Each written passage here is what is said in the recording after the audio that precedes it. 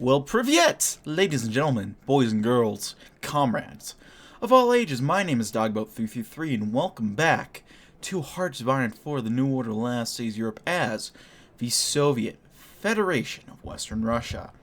Now, in the last video, we took out our enemies in the south of the Urals and put ourselves in position to begin the war with Finland, and we are currently working on taking over Karelia and booting out Finnish influence for pretty much the rest of time. So we'll go ahead and integrate Gorky real quick. 60 days for that, not too bad. Yeah, I'm trying to think of I'm looking at all this new stuff. I believe we have one more thing that is very, very crucial before we can do anything else. Because we have a very fascinating looking focus tree. I gotta take a look at this real quick. It looks incredible. This looks dope. Oh my god. Look at all of this. The agriculture development wars thing is kind of bad. I'm not a fan of that. But we got a bunch of cool stuff. And we have this to counter it out.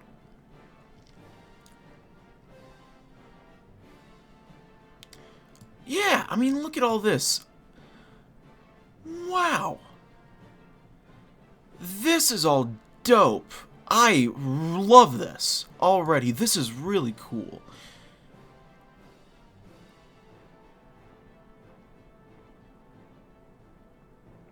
We can explore Greenland? What?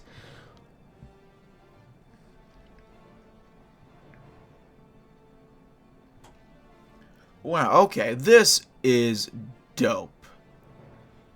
It really is. So, we'll go ahead and... we've had enough of this nonsense. Libertarianism has proved ineffectual in tackling the many problems that plague not only Komi, but the entirety of Russia. Freedom does not mean anarchy, and the party has unanimously decided that the time has come for a shift in focus. Of course, with shift in focus, we mean shift in government.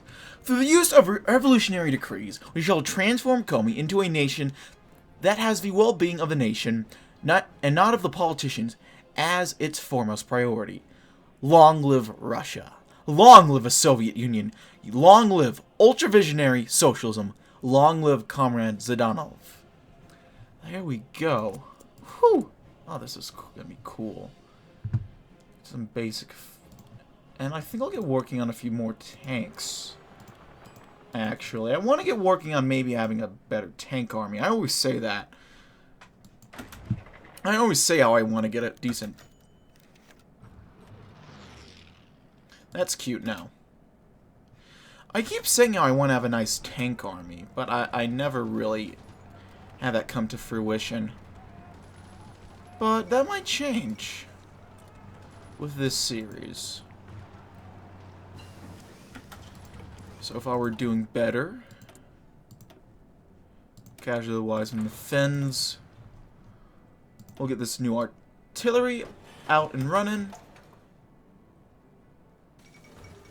Pieces have been brought to Vietnam. I might want to go ahead.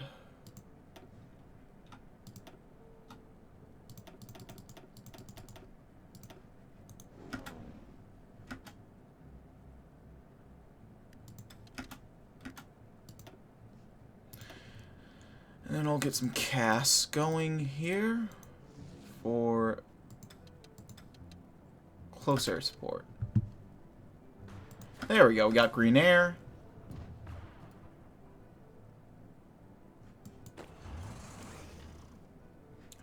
This is going along pretty well so far. We're going to move in a bit further.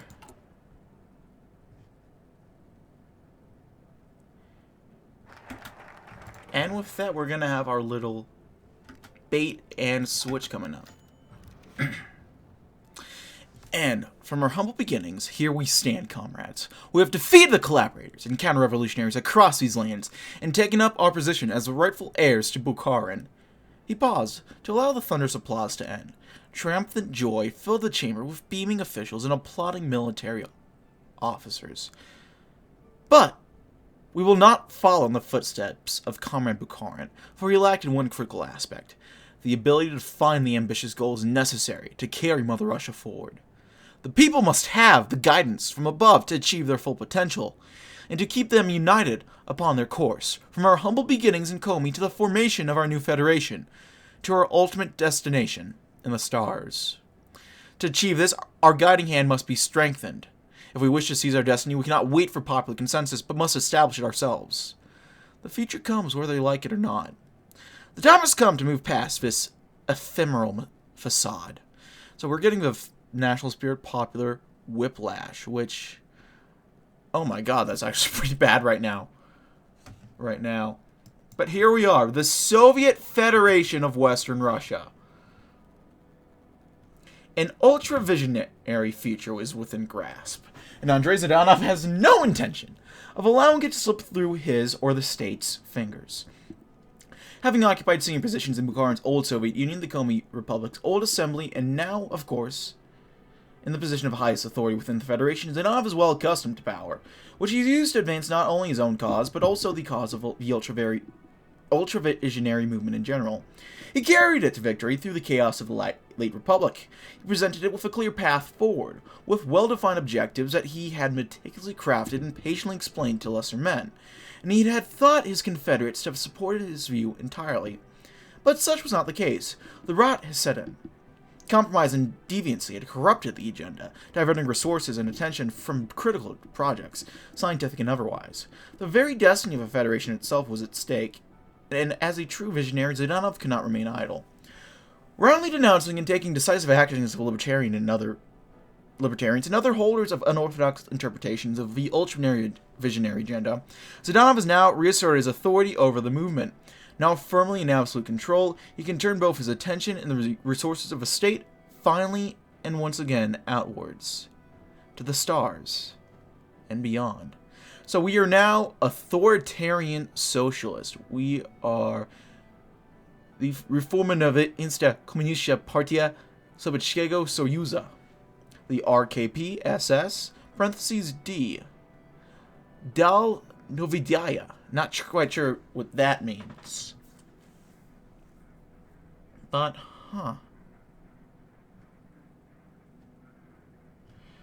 So we have a couple options, it seems.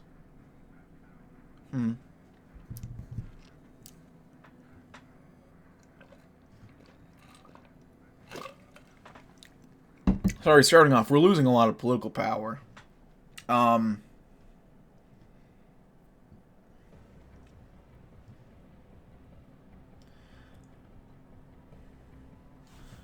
I think I might start with... We'll start with state spirit a little bit. There are many political parties within Komi, and not all of them approve of our most recent developments. In order to strengthen our rule upon the country, we will need to deal with them. Some can be appeased or even convinced to join us, while others... well, it won't be so pretty. For the good of the Soviet Union, we need to deal with this matter immediately or risk serious civil strife when we can't afford it. We should immediately be in talks with the other political actors and see whether they wish to be on the Friends of Socialism list or the political persecution one. Now, that's one way to put it. Man, okay. Well. Here we go.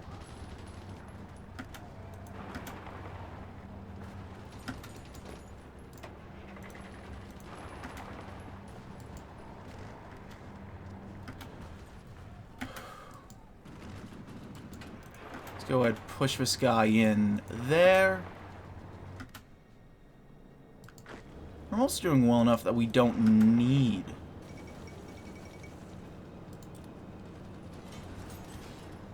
to do anything. I'll still micromanage a bit just to ensure that we end up doing a good job.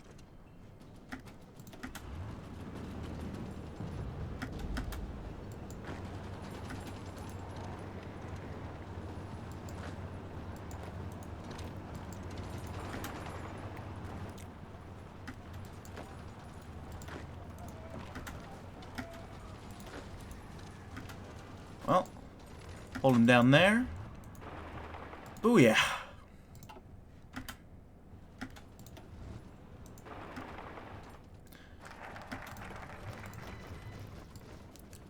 We're gonna some more troops.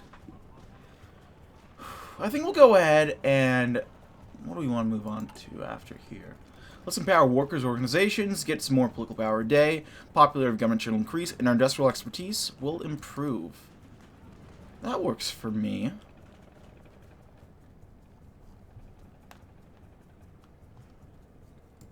And from here...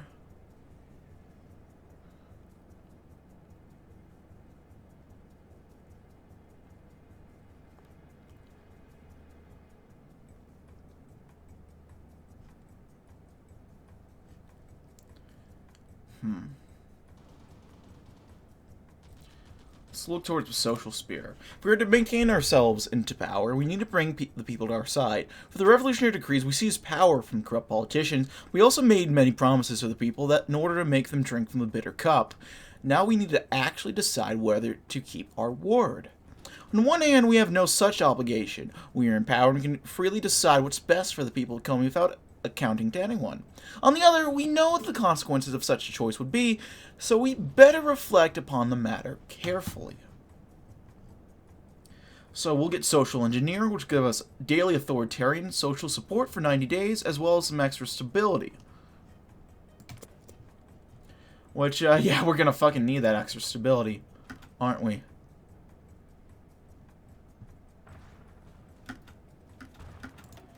I think we'll stop with the pushes for now. Let all the troops go ahead and catch back up. We're pretty much done with Karelia, so let's go over to Western Finland. Start pushing.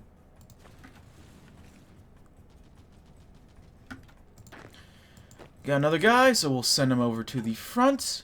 We're starting to make a little bit of political power today.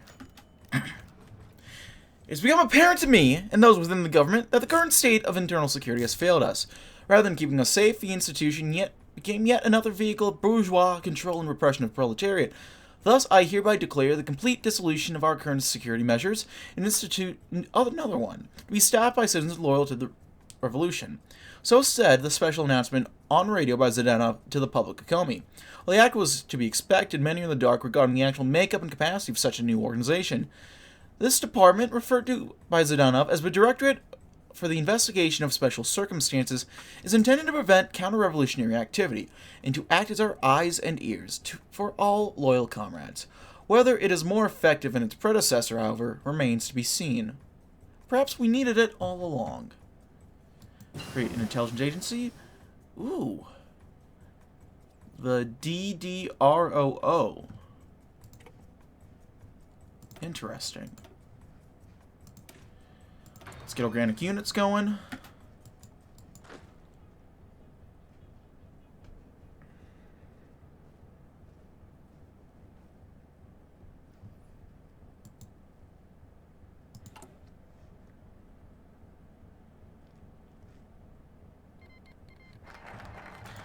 We have social spheres. So we have two choices. We can do diversions for the people, or we can reveal the revolutionary decrees.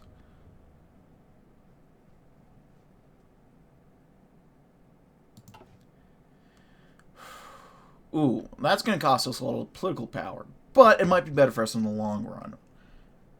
Short-term issues, long-term game.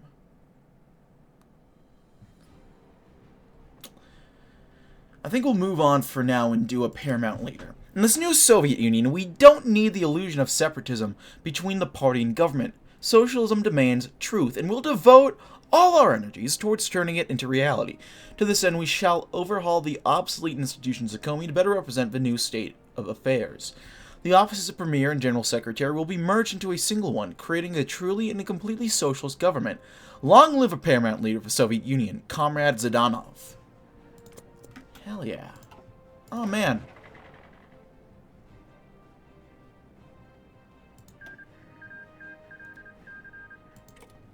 Well, here we go.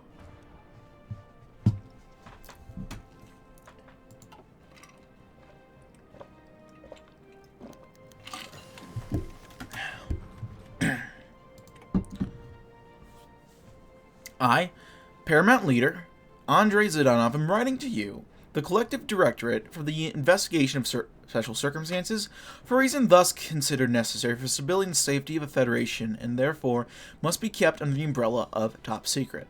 For almost 2 decades, the people of Magnitogorsk were terrorized by the rogue scientist Trofim Lysenko, using them as subjects for immoral, degenerative experiments, of which the specifics are not worthy of print. This is not a secret to those like yourself. However unethical these experiments were, they were, by and large, excellent collections of data that would undoubtedly be useful to both protection and expansion of the revolution. With the termination of Lysenko and the occupation of Black Mountain by outside forces, a brief operational window has been opened for the retrieval of data from the power vacuum of Magnitogorsk. Thus, with the power of the people behind me, I hereby direct a major redirection of resources towards the infiltration of the Black Mountain facility. Precise methodology shall be determined by sub-department heads and by agents in the field. Additional resources shall be considered upon application to the Directorate. Make it so. Oh, okay, we're going to Magnitogorsk. Interesting.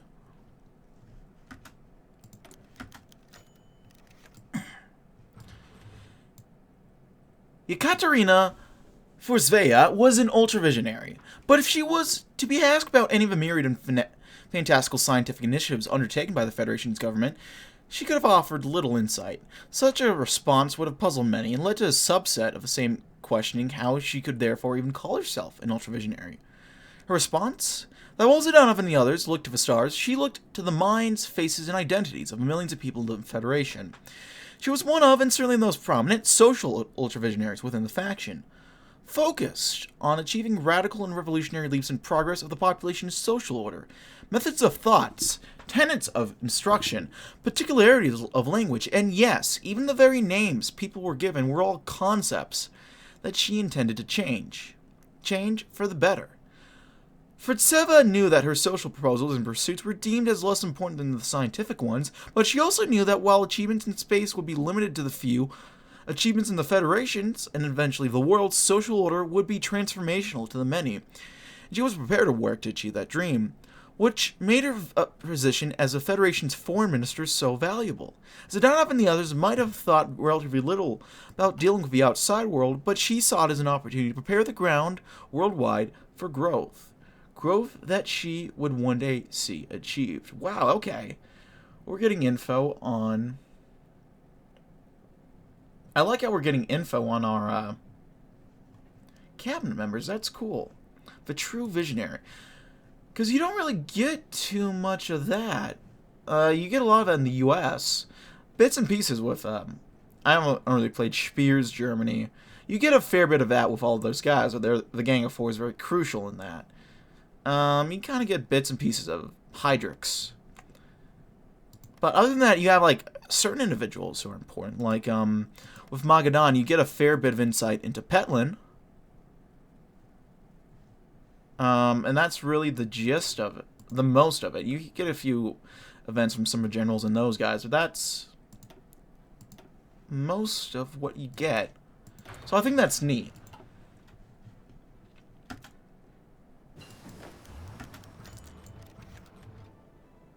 Onega. Isn't this literally the same peace deal you tried to send me earlier? No. Niet. That's not good enough for me. You just try to take Murmansk.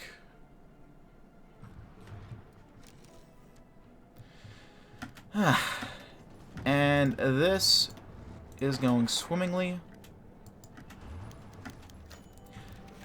Karelian autonomy, get out of here.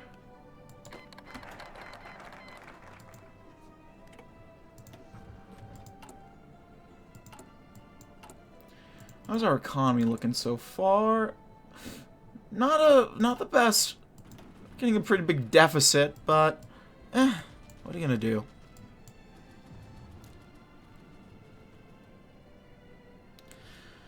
Let's go ahead and silence the Bukharinites. At the beginning, we formed a pact of mutual assistance with Bukharina in order to solidify our power. Now, however, they are beginning to protest for the fact that we're slowly but steadily sidelining them. A pity, because now that they have discovered it, we'll be forced to simply remove them from any office within the party and government. There's no place for division or disloyalty in the Soviet Union we are going to build, and all those who resist the plans of our paramount leader is drawing for the nation, do not deserve to partake in his power. Out with the traitors! So much for no purges, I guess.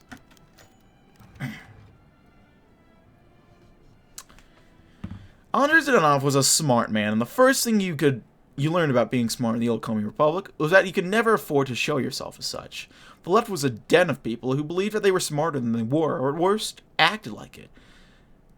That was why Zhdanov had seized control, and his competitors had not. The key was not to act smart. It was to have the people at your back.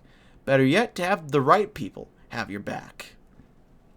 And so when Zhdanov called the impromptu party meeting, he focused not on speech writing, but on table arrangements. Like a doll maker playing very elaborate house games, he moved certain positions close to him, the names of those who were less enthusiastic about ultravisionary socialism a little away. And in his mind, he constructed a careful model of applause, built in time just right, to give the illusion of omnipresence. By the time of the party congress was formally in session, it had already been rigged to hell, but no one noticed, of course. The party secretary declared the merger of the offices of General Secretary and Premier. It seemed like a tidal wave of applause swept the room. Confused delegates rose to give applause to what seemed like the people's will. Delegates carefully planted in key positions on the perimeter clapped louder than the rest. Loudspeakers packed under each table amplified that effect. As Zhdanov accepted the laurels of paramount leader with grace, not a single question was raised. And so without ever lifting a finger in immodesty, Zhdanov stole the Congress, the party, and the Federation. And from that moment, the march of Soviet history was attuned to an altogether different beat. Zhdanov, you magnificent bastard. Andrei Zhdanov shall now assume the position of paramount leader of the Union of Soviet Socialist Republics. Okay. I'm digging the hat, man. I am.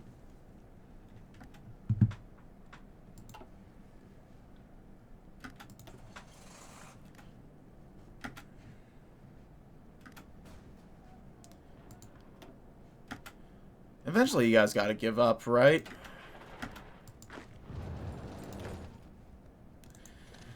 Move over to Vasa. You move to Oulu. Unconditional surrender. There we go.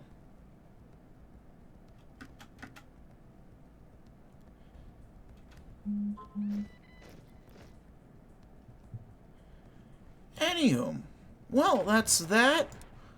We'll go ahead and get a front line there and a front line. Front line there. Hold on, I gotta.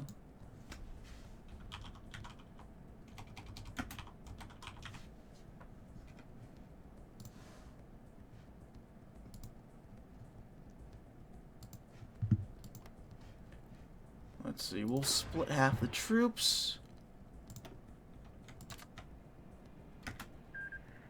Get half and half.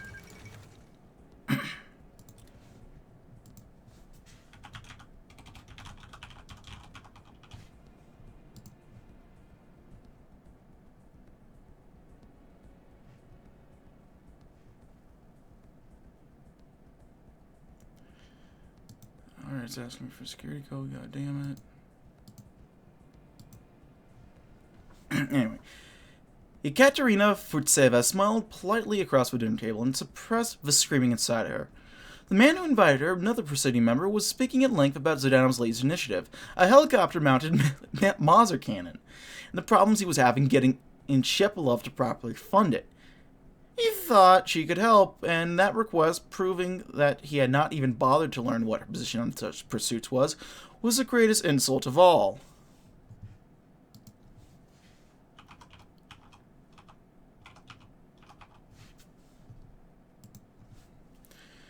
Futseva was used to it as one of the vanishingly few women in the Presidium.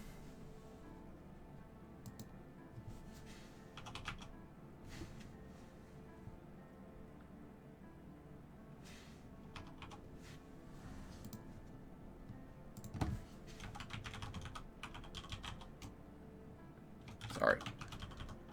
Something kind of important came up. I gotta deal with that real quick.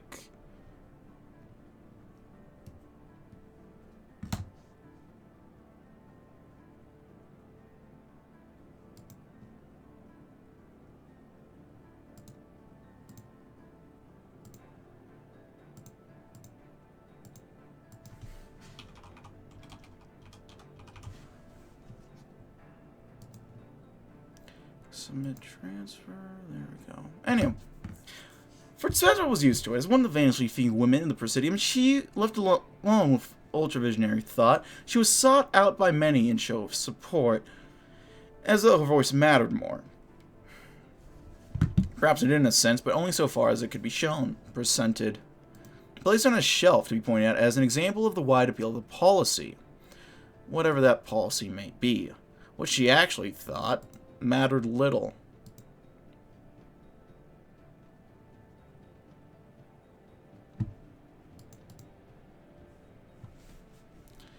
Which meant a lot of polite conversations and nice dinners with other politicians who chased after her, more interested in her biology than her position. But if she cannot avoid such pursuits, she could at least exploit them. She could promise to help the man, knowing full well that Shepelov would defeat the initiative on its own, and in turn gain his vote for one of her upcoming social proposals. A nice victory, she thought, and so she maintained her polite smile. The screaming had ended. Insulting, but useful.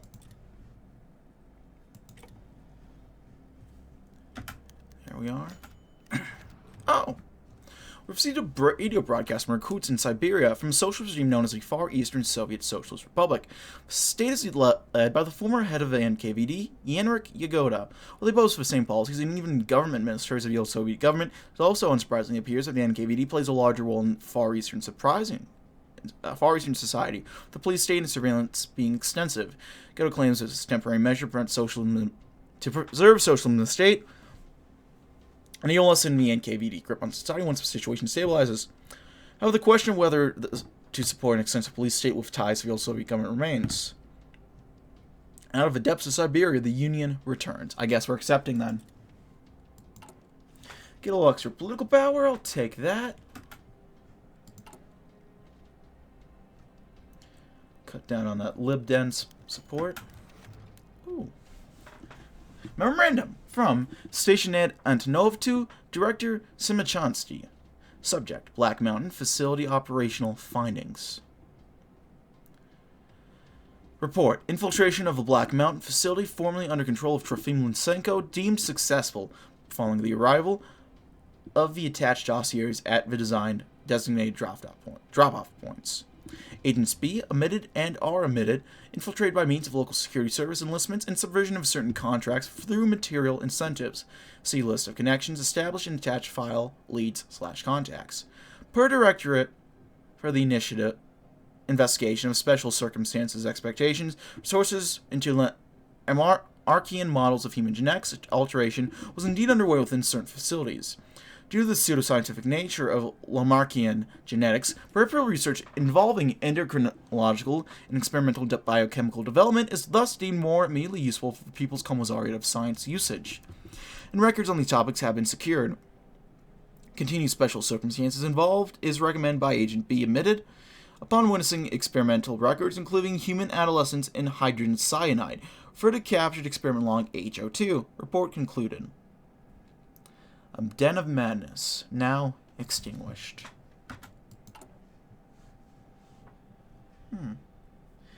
Repurpose some Soviet infrastructure. Building slots. And infrastructure, that's not too bad. Yeah, why not? Get working on all of that. Sounds the Bukharinites.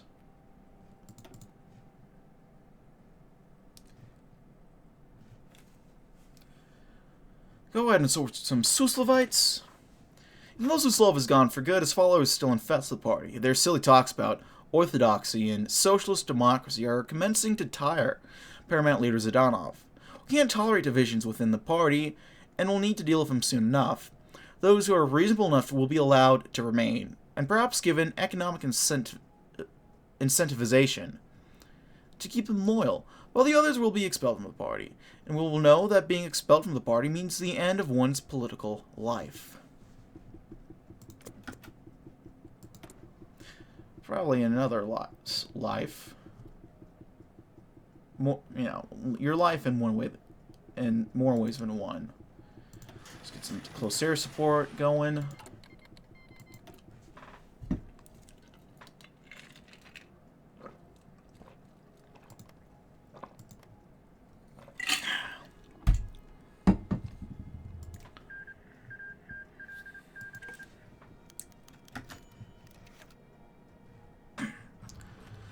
When the realization had hit her, Ekaterina Furtseva was surprised that it arrived as it had, during a mundane sitting of the Presidium.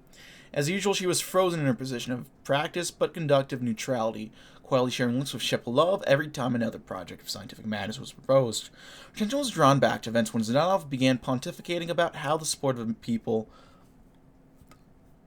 but no doubt visionaries among the Federation's millions of ordinary citizens, was critical to the Presidium's efforts in securing technological dominance. At first she had ignored the line, and then it was as if she had been struck by lightning. So powerful was the moment that her mask cracked, if only for a second, even then drawing several interested stares.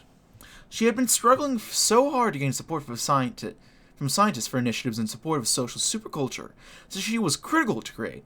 But all she had to do was to explain to them that a true socialist culture, united in visionary thought, could not but expand every effort, dedicate every jewel in their being towards the achievement of scientific greatness.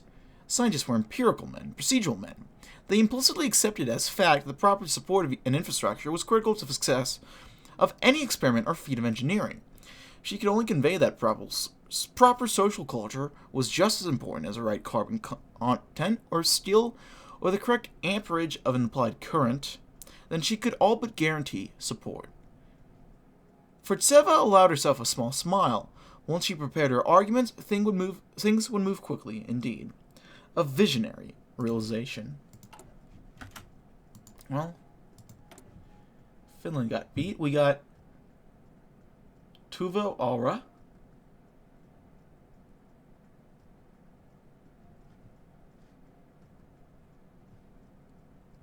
Of the cock party. He, penis. Let's go ahead and assemble the ultra-visionaries. The people can't decide for themselves. They will only fall prey to demagogues and bourgeois, who will exploit them for their own selfish goals. What people need is a competent government made of experts who know what the nation needs to grow, be prosperous, and know how to achieve that goal. Paramount leader Zhdanov has formed a new government, one where scientists, economists, engineers, and medics will be allowed to run their own ministries. Such a change in pace will surely help us recover from the German bombings and the damages brought by Russia by the civil strife. With certainty of knowledge, we march towards the future. There we go.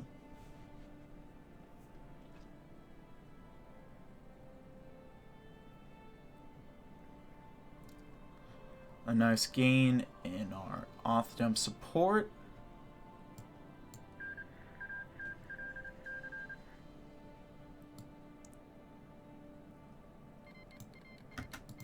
Socialist engineering. Popular whiplash. Look at that. That's not very nice. I'll fully admit that that kind of hurts us a bit. See, how's our development coming? We're actually going to get our poverty rate out of the way pretty quickly, which is nice. We're going to get up to 50%.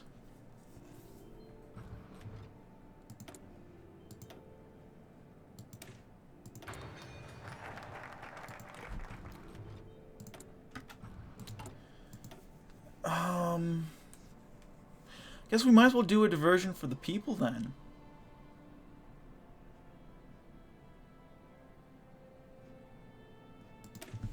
Our citizens will surely protest a lot if we don't keep our word. In difficult times such as these, it takes little spark to spark a civil war. Zhdanov isn't confident that he has the power to quench dissent. For this reason, he has given his assent to the approval of a new welfare system that will bring prosperity to the people. Of course, this is nothing but a diversion. Well-fed, happy people don't protest when their freedom is taken away. We have all intention of exploiting such a simple yet important truth. It is all we need to pay some money to ensure the greatness of a Soviet... Oh, if we need to pay some money to ensure the greatness of the Soviet Union, then so be it. Or should we say, so be it? Huh? I'll be here all week. Thank you.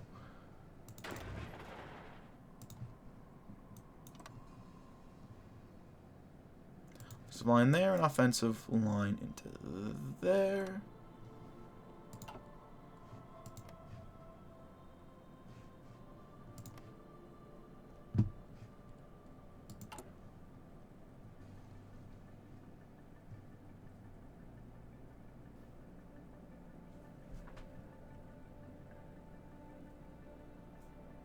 Land reform programs. Increasing coring time actually isn't too bad. And monthly population boost. That's pretty good. Let's go ahead and redirect popular associationism. Patriotism keeps nations together, but we are a different kind of nation. The Soviet Union will, one day for sure, encompass the entire world in a blessed socialist utopia, which means that fostering normal patriotism won't do. In order to ensure that our new nation stands the test of time, we shall create a new Soviet identity, convince the people to believe in it. The Soviet Union was once the greatest nation in the world, and it will return to its rightful place. Research, that's right. Air support.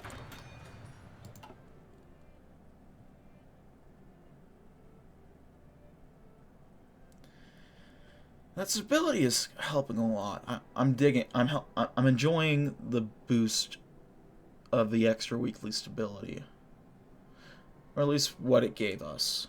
I don't know if we still have it. A decrease in poverty. A toast to our economists. Beautiful.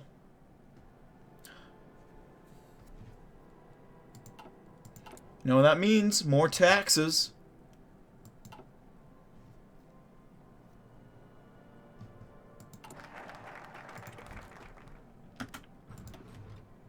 Next, let's get political reliability. Unlike libertarian socialists, we know that each and every person has a value. Nameless assemblies will soon fester with corruption and infighting, but we know better. In order to ensure stability, we need to rely on people of outstanding competence and loyalty to the socialist ideals. By looking for such people inside the party bureaucracy and trusting them with positions of power, will surely improve both efficiency and reliability of the administration. This is the true Soviet way.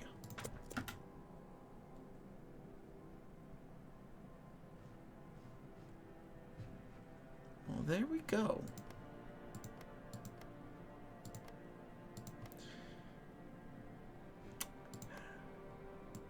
It's always the race for the Urals, some political power.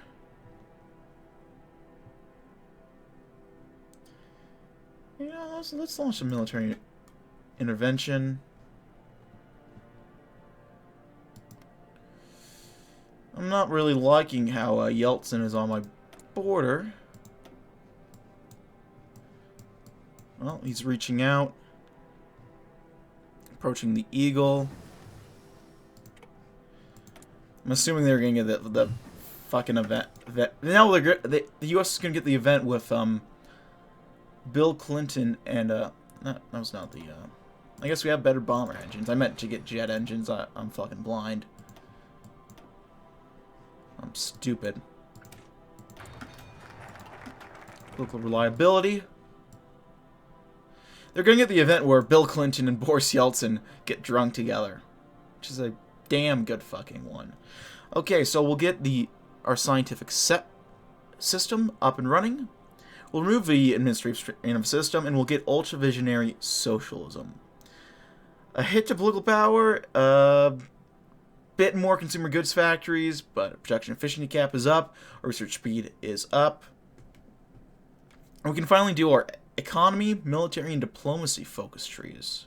I kind of like how you have to do this first, and then everything else opens up. I kind of like that.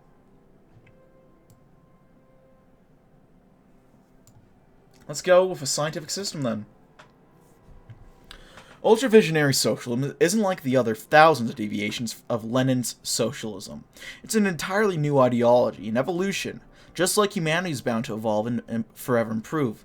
Ultra-visionary socialism is the first form of scientific socialism, one where politics and science are fused together in order to improve the lives of Soviet citizens. Guided by the benevolent and knowing hand of our paramount leader and his loyal experts, the future of the Soviet Union looks bright.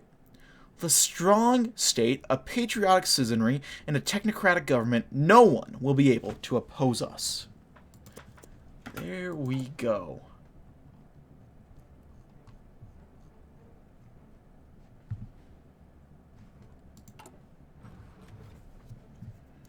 We have widespread cronyism, so I'm thinking right now we'll want to hire some foreign instructors.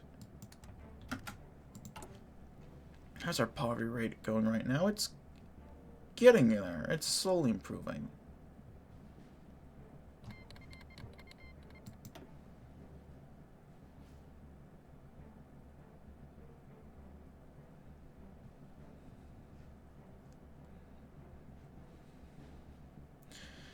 So we'll get the Spectre of the Stars event.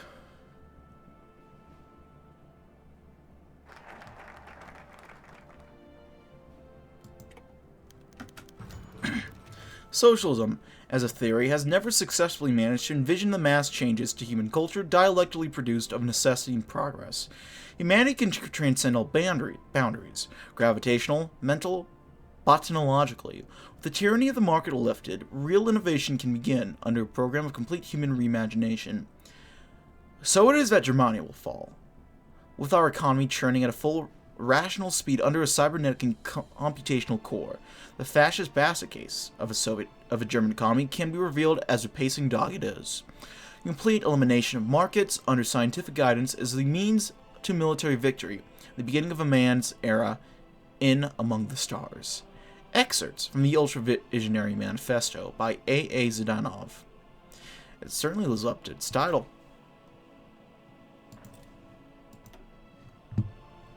And so here we are. We have the army tree, the economy tree, and we have the diplomatic tree.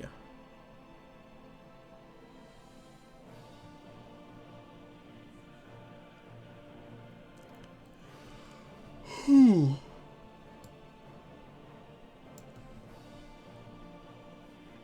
that power armor? That power armor looking ass.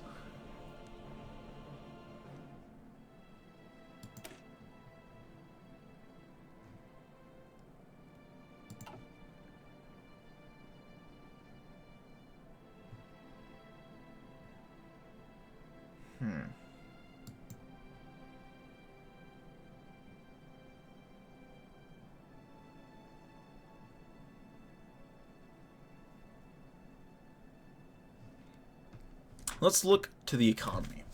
We all know the pitiful state our economy is in. 20 years of civil strife and Luftwaffe bombings have left our nation in tatters, and our economic system with it. Infrastructure lays broken. Industries have reverted into small workshops due to fear of being targeted by the bombs, and our agricultural sector seems ripped from a book about the Middle Age with a constant risk of famine. Our leader knows all this, but unlike others, he knows how to address it, and his vision are all the needed steps to take to restore Komi to its former glory.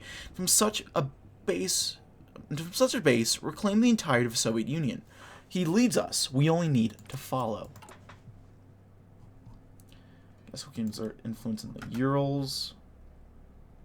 We only have a couple of days, and then we're going to war.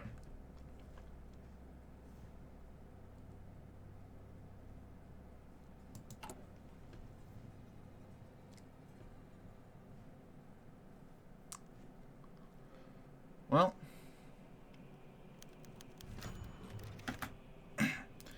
many people remarked that a German served as a general in the military of a Russian state so close to Moscovian, especially a communist one. People spoke to Fritz Schmenkel at length, however, did not remain surprised for long.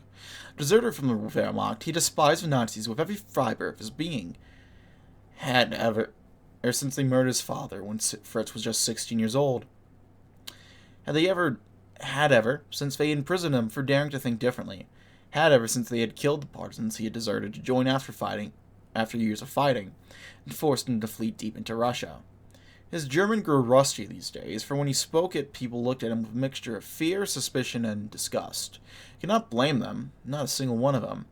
Every Nazi he had killed, every part of Russia he helped bring into the Soviet fold once more, scarcely compared to the countless sins committed by his people.